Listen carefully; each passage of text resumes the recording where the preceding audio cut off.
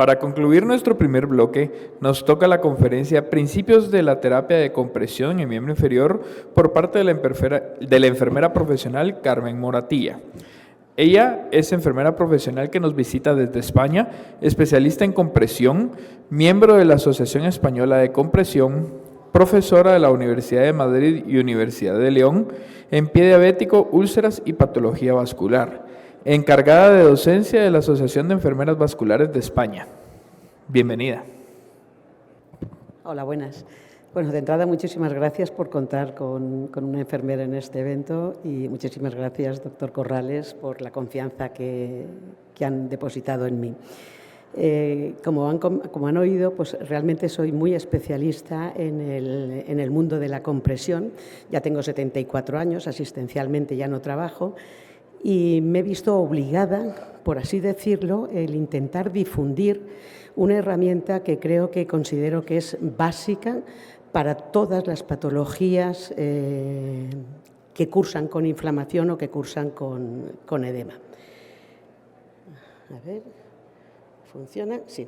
Para entender la compresión terapéutica es muy importante que entendamos el por qué son necesarios los productos que estamos utilizando y conocer un poco cuáles son esos recursos. Por eso es importante que conozcamos la patología, que al menos en ocasiones se conoce menos de lo que parece y no distinguimos bien si estamos ante una patología con cierto componente arterial. Conocer las leyes físicas que regulan la compresión, conocer los materiales, qué tipo de materiales están realizados y, desde luego, conocer también las características individuales del paciente, porque hay que contar con todos esos favores, con todos esos factores. Un momento. Vale.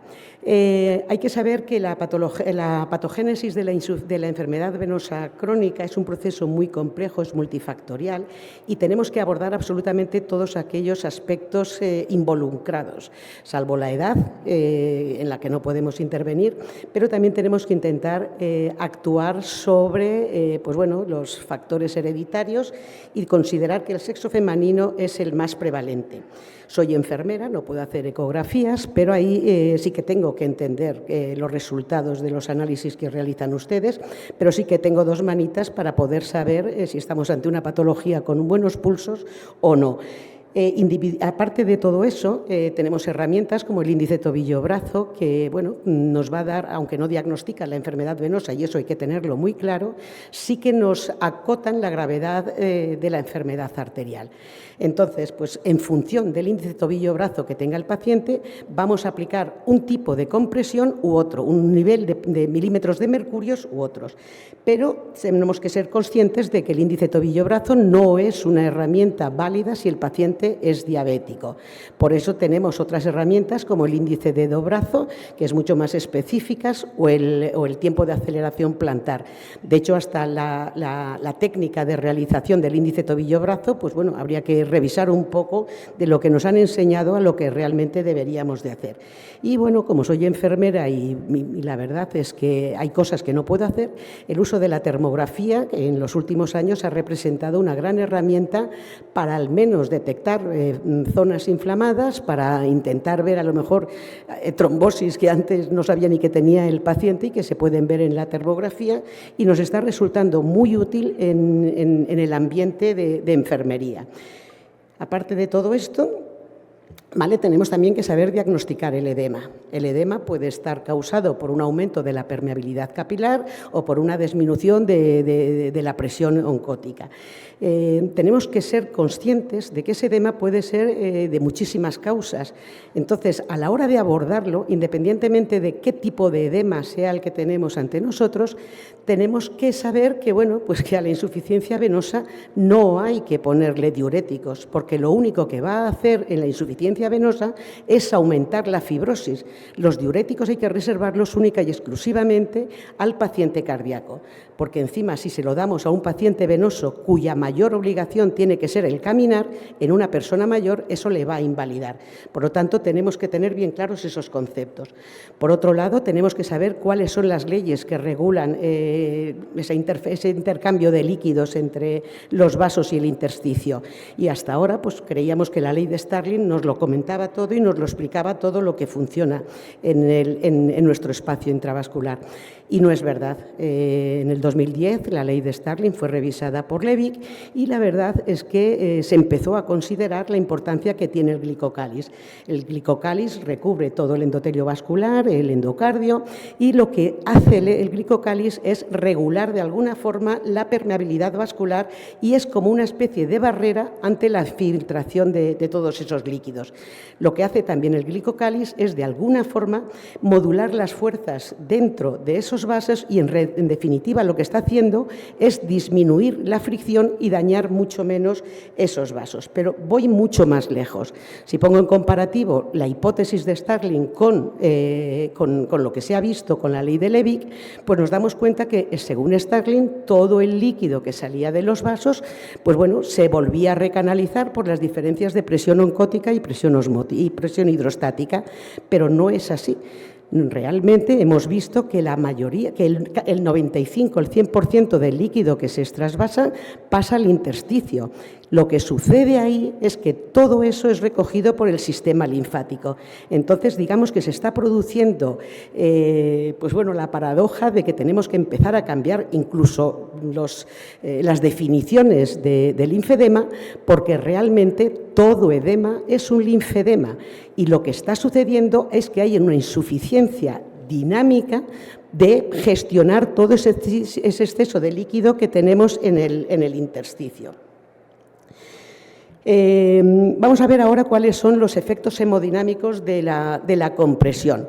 Considerando la ley de Pascal, tenemos claro que en el espacio intersticial la compresión reduce el edema, porque reduce la filtración capilar, el fluido se mueve hacia zonas donde no están comprimidas y se mejora el drenaje linfático. Atendiendo a cómo funciona la ley de Laplace, vemos que la compresión lo que hace es reducir el edema, incrementa el flujo y la velocidad y, por lo tanto, disminuye los riesgos de trombosis, mejora las fuerzas de la bomba y lo que está consiguiendo con todo esto es pues, bueno, conseguir que los mediadores antiinflamatorios pues, funcionen y, por lo tanto, tiene un efecto antiinflamatorio. Y, como tal, también quisiera recordar que disminuye el dolor. Por eso, en la trombosis se debe de aplicar siempre también compresión venosa. Pero también en el sistema arterial también es muy interesante cómo funciona, porque realmente mejora el flujo arterial con una presión sostenida y moderada o intermitente, pero sin embargo lo dificulta si la presión de compresión excede a la presión de perfusión.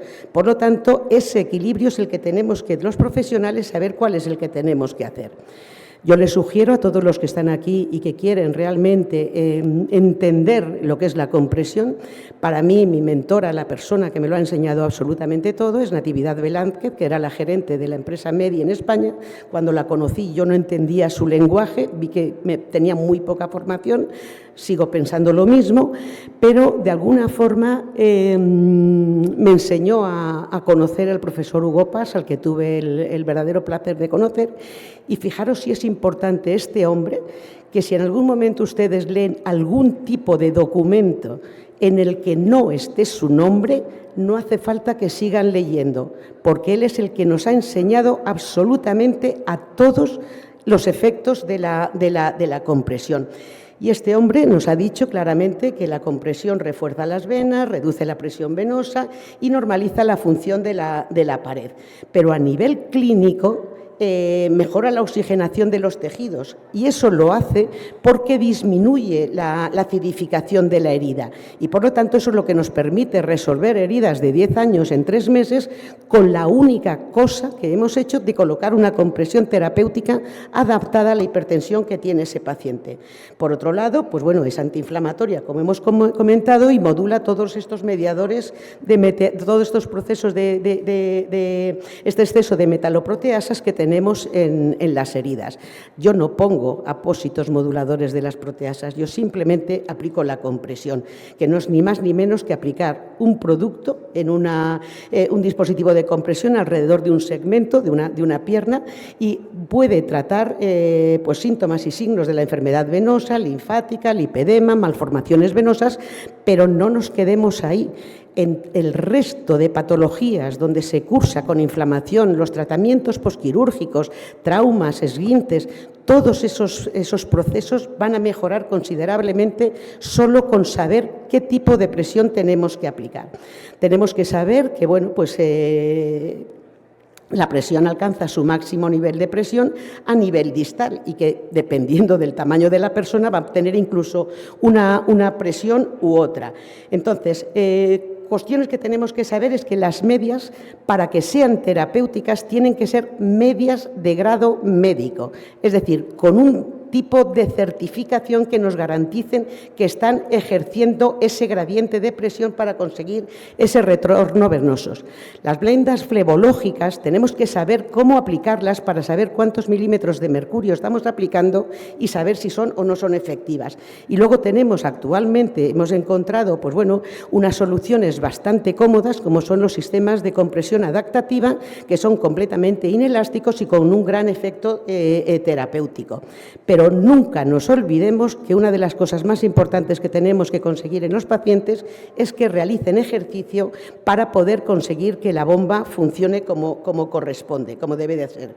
Pensemos que la compresión terapéutica, el gradiente de presión ha de ser siempre decreciente y la máxima presión ha de ser en tobillo, pero esto se tiene que certificar. Por lo tanto, tenemos que conocer lo que tenemos entre manos. Todos estos conceptos de rigidez, histéresis y elasticidad, tenemos que conocerlo de los productos para saber lo que estamos utilizando. Para optimizar esta función de la bomba venosa, tenemos que saber cuál es la presión de interfaz que estamos aplicando. Tenemos que saber lo que es el índice de rigidez estático y el índice de rigidez dinámico para poder distinguir entre una media terapéutica o un vendaje terapéutico de uno que no lo son. Tenemos que saber cómo se transmite esa presión, porque no es lo mismo transmitir una presión en una persona como yo, pues ya mayor y casi sin musculatura, como que con otra persona que, bueno, pues que sea un deportista, porque todo eso va a intervenir en las presiones y en los resultados de la compresión. Y luego la calidad del sistema de compresión. Erróneamente, con mucha frecuencia, estamos comprando productos económicos, porque decimos que es mucho más barato, pero que sabemos que a los 15 días esos productos los tenemos que tirar porque han perdido absolutamente la presión que están ejerciendo. Tenemos que saber cuál es la relación que tienen de fuerza-elongación para poder determinar si estamos ante un buen producto o no tenemos un buen producto. Lamentablemente, no hay forma humana de que las empresas, ni los vasculares, ni las personas que están implicadas en todo esto se pongan de acuerdo de cuáles son las presiones correctas y adecuadas. Cada país está llevando sus normativas y entonces, por ejemplo, de alguna forma, los más especializados en el mundo de la compresión están apostando siempre por la normativa RAL, que es la normativa que regula los niveles de presión en Alemania. AFNOR es en Francia, BSI en Inglaterra y, como ven usted, normalmente aquí a América llega la normativa la normativa que se sigue en USA, que es un poco una mezcla de todos. Si se dan cuenta, en Alemania no figura como efecto terapéutico presiones de 10 a 15 milímetros de mercurio. Empieza a considerarlo terapéutico a valores superiores a 18 milímetros de mercurio. Dentro de las medias que certifica Alemania, estas son las 20 únicas que pues hace un par de años que busqué el listado en la certificación de RAL, y solo están estas 20 marcas. En España he resaltado las que tenemos, que son 5 en este momento, y sí que es verdad que estos productos no llegan a los países hasta que no existe la cultura de abordarlos y de tratarlos, porque de verdad que cuando se trata con una media de calidad y certificada suele ser muchísimo más rentable que cuando se hace con productos que no tienen ese tipo de certificación. Cuando vemos, es muy fácil saber si estamos ante una buena media o una mala media. Con mirar la etiqueta se ve perfectamente. Una etiqueta RAL, si se dan cuenta, tienen todas las certificaciones de milímetros, tamaños, absolutamente todo. En España, lamentablemente, esta certificación, que solo es la certificación europea, es la que se prescribe generalmente en atención primaria. Solo muy pocos especialistas tienen la posibilidad de certificar las medias de grado médico desde los hospitales, que suelen ser cirujanos vasculares o servicios de rehabilitación. Esto es lo que sucede cuando aplicamos una media de mala compresión. Si nos damos cuenta, bueno, no sé si se ve, no sé si llega al puntero, pero bueno, ahí vemos dónde está la cruz, vemos que esas presiones que tiene esa media tiene más presión a nivel de pantorrilla que a nivel de tobillo. Eso lo que significa es que estamos haciendo un efecto garrote. Con las medias antiembólicas pasa exactamente igual.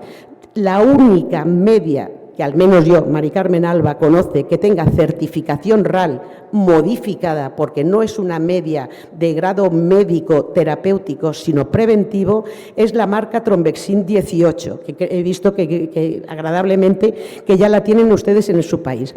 He visto que hemos estado hablando de que no tenemos evidencia de la prevención con medias antiembólicas, pero es lógico que no la tengamos, porque pocos estudios demuestran y cuentan realmente con qué tipo de productos se está realizando. Entonces, claro, si colocamos mal una media, no la colocamos bien con el tamaño que requiere para el paciente, difícilmente vamos a conseguir unos buenos resultados en los estudios. Pero si profundizamos un poco en las medias de calidad, nos daremos cuenta de que los estudios sí que nos están marcando ya ciertos niveles de evidencia. Esto es lo que sucede. Vemos perfectamente cómo una media de grado médico no genera arrugas a lo mejor en la zona de flexura, mientras que las otras medias sí que nos están ejerciendo efectos de efecto garrote con las medias. Luego también existe una falsa creencia de que los deniers están relacionados con la presión. El denier lo único que hace es marcar el grosor del hilo, no tiene nada que ver absolutamente con los milímetros de mercurio, y deberíamos de acostumbrarnos todos los profesionales a hablar de milímetros de mercurio y no de clase 1, clase 2 o clase 3. Con el tema de los vendajes pasa algo similar. La tendencia universal hasta ahora era de aplicar vendajes de alta elasticidad. Hay que definir qué nivel de elasticidad, y en los estudios también difícilmente se contempla este dato.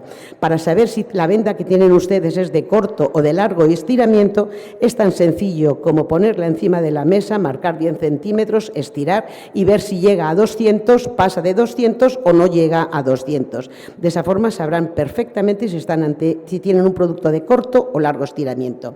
Y esto es muy importante porque el efecto hemodinámico de una venda elástica no se parece en nada del efecto hemodinámico de una venda de corto estiramiento o inelástica, como veremos posteriormente y luego en el taller que realizamos en esta tarde. Cuando hablamos de evidencia, para mí esto es evidencia, no me hace falta muchos estudios más. Este estudio que hizo en el 1999 el profesor Hugo Pas, vio que utilizando la misma presión de vendaje, el material inelástico es más eficaz en la reducción del reflujo venoso que los vendajes elásticos. Entonces también vio que para poder reducir la luz del vaso, pues necesitamos unos 42 milímetros de mercurio, y para ocluirla pues necesitamos como mínimo 75 milímetros de mercurio. Aquí en la diapositiva vemos que estamos con 85, pero con 75 ya se ocluye la luz del vaso. Entonces, lo importante cuando aplicamos la compresión es conocer cuáles son los picos de presión que se ejercen. Entonces, pues vemos aquí en la comparativa, aunque no se ven bien las fotos, los picos de presión de un vendaje inelástico es muchísimo más alto que los picos de presión de un vendaje elástico.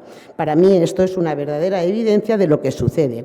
Aquí vemos las imágenes, pues bueno, de diferentes vendas aplicadas. La raya roja es la que indica que sí que hemos logrado cerrar la luz del vaso, y vemos cómo un producto aplicado a 50 milímetros de mercurio con una venda inelástica, llegamos clarísimamente cuando caminamos a 75 milímetros de mercurio. Para conseguir eso con una venda elástica tendríamos que aplicar esos 75 milímetros en reposo, y eso es intolerable para cualquier paciente. Por lo tanto, el concepto de inelástico es cuando una venda no se puede extender más del 100%. El concepto de elástico Son dos campos. Por un lado, corto estiramiento, cuando podemos estirarla hasta de 10 al 100%, que puede ser de 30, 40, 50, y de largo estiramiento cuando la extensibilidad de ese producto es mayor del 100%. Aquí ven también los picos de presión dependiendo de si el paciente está sentado, tumbado. Y bueno, otros aspectos que son muy importantes de conocer es la histéresis, que no es ni más ni menos la pérdida de energía que puede tener un cuerpo entre el estiramiento y el reposo. Es un poco, lo he querido colocar un poco como las imágenes estos de los muñequitos estos rusos que les hacemos moverse encima de la mesa, cómo van perdiendo fuerza según se van moviendo. Pues bien, todo esto es medible en la práctica asistencial. Si queremos saber, perdón que se ha ido.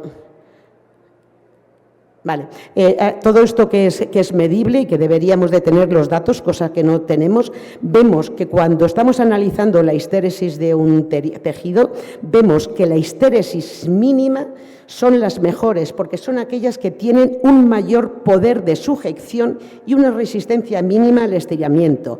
Al ser de corto estiramiento, cuando el músculo se expande, choca contra la venda y esa fuerza es la que se transmite al interior de los vasos. Por lo tanto, eso es lo que debemos de tener siempre en cuenta. Para saber si el producto que estamos utilizando, el producto final del vendaje, uy, se me van las diapositivas. ¿Por qué se van? El producto final del vendaje tenemos que saber realmente cómo funciona. Cuando hablamos del índice de rigidez estático, estamos hablando de la diferencia de presión. Cuando el paciente está acostado, le ponemos una presión de reposo X, se pone de pies y volvemos a medir esa presión en bipedestación. Si los valores de esa diferencia de presión es superior a 10, estamos hablando de un comportamiento inelástico. Si estamos hablando y que es inferior a 10, estamos hablando de un comportamiento elástico. Se da la paradoja de que cuando aplicamos un vendaje, si ponemos mezclas de vendas, unas de corto, otras de largo, en fin, hacemos un popurrí de vendas, podemos conseguir esas rigideces, pero lo que no vamos a conseguir jamás es igualar el confort.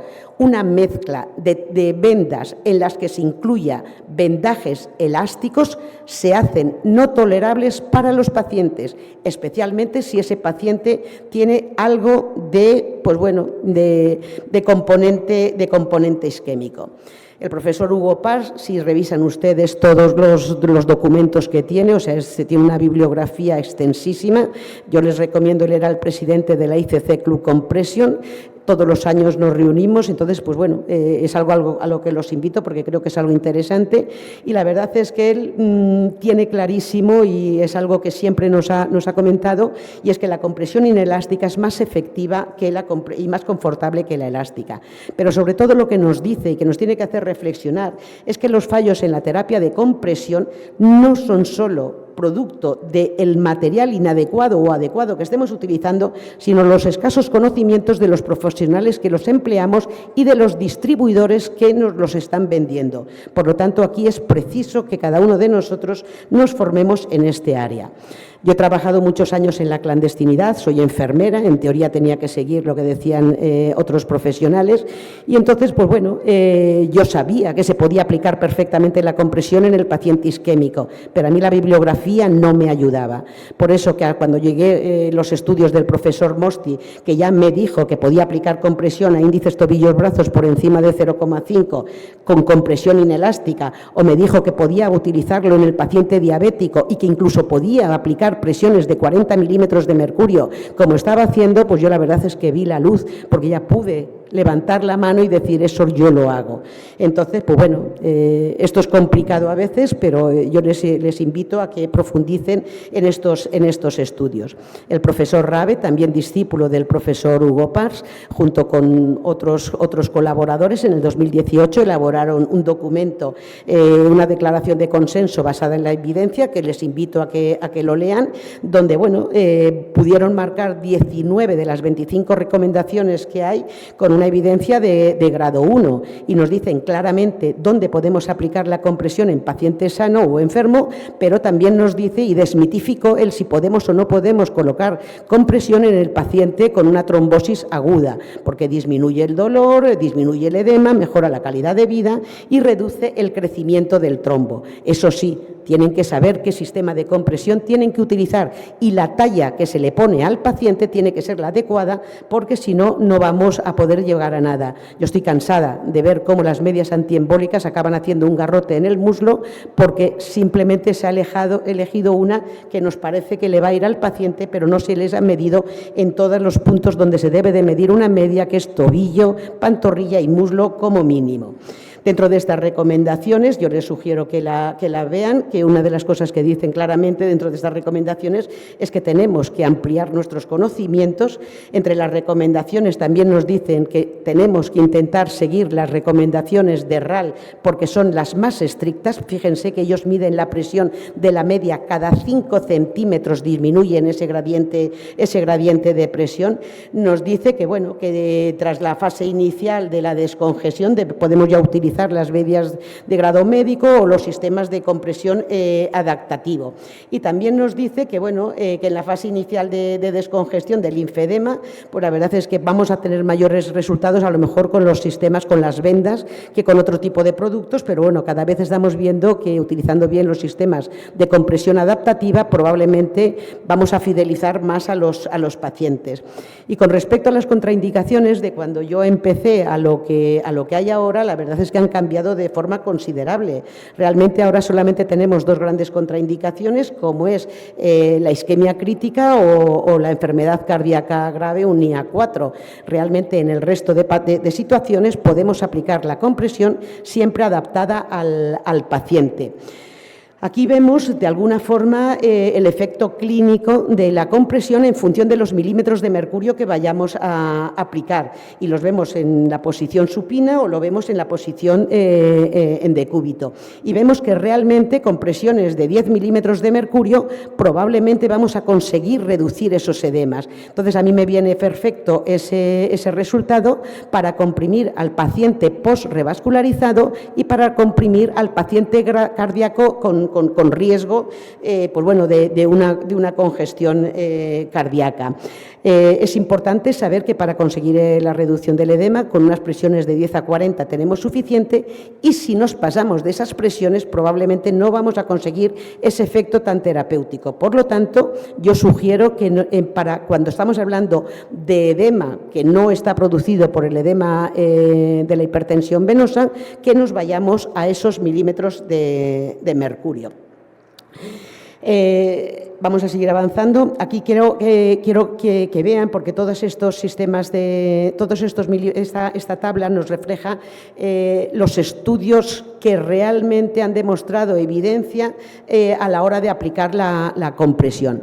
Una de las cosas que a mí me llama mucho la atención y que existe una tendencia, yo no sé por qué tan exagerada, de pedir y solicitar a los pacientes medias que lleguen hasta el muslo, realmente no tiene ningún sentido porque lo que tiene que funcionar es la bomba y la bomba del gastronemio y muy pocos pacientes son los que tienen realmente necesidad de una media larga o una media tipo panty y los costos de una media corta la verdad es que no se parecen en nada y la comodidad y el confort que le da a los pacientes no tienen nada que ver con respecto a una media larga. Otra de las cosas que tenemos que aprender es de los sistemas que tenemos que facilitarle a los pacientes para que cada vez sea más fácil ponerse este tipo de productos. Con unos guantes de jardinero simplemente, mucho más fácil colocarse las medias. Todos estos productos de ayuda, la verdad es que son muy interesantes. De hecho, aquí ven en la imagen el Dove Donor. Nosotros lo hemos hecho hasta casero para poder colocar a los pacientes. Básicamente, ya estoy acabando en tiempo, esta diapositiva para mí es muy importante y muy clara y me aclara muchísimo porque fijémonos, a mayor edema y mayor patología, menor elasticidad debe de tener el producto que apliquemos. Por lo tanto, el uso de las medias elásticas, ¿vale?, deben de estar restringidos pues, a patologías que no sean demasiado graves y para el tema de la prevención. Mi experiencia como enfermera es que, de hecho, en eso es en lo que estoy trabajando desde que dejé el mundo asistencial, es poder capacitar al entorno para poder tomar decisiones.